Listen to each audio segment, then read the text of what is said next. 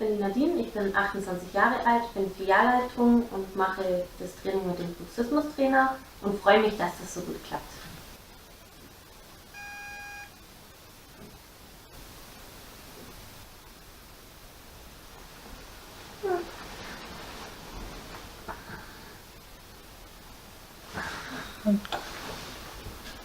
Mein Tag war heute wieder super anstrengend in der Arbeit. Jetzt bin ich froh, dass ich zu Hause bin und starte jetzt erstmal mit meinem Tagestraining und mal sehen, ob es genauso gut wie gestern geht.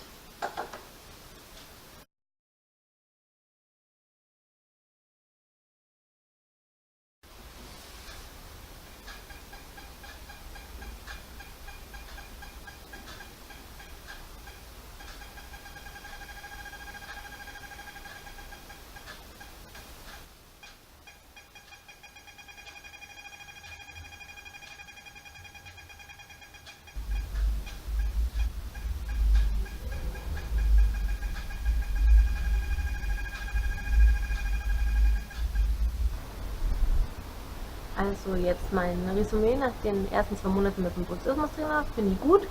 Am Anfang hatte ich so ein bisschen Angst, dass ich nicht schlafen kann wegen dem Piepsen, dass ich dann davon aufwache, aber irgendwie jetzt bin ich eines Besseren belehrt worden, weil am Anfang, ich hatte irgendwie so gar keine Lust, gar keine Kraft, ich war immer müde, habe irgendwie so gar keinen Antrieb gefunden, jetzt aufs Longboard zu springen und mal loszusausen oder zum Tennisspielen zu gehen.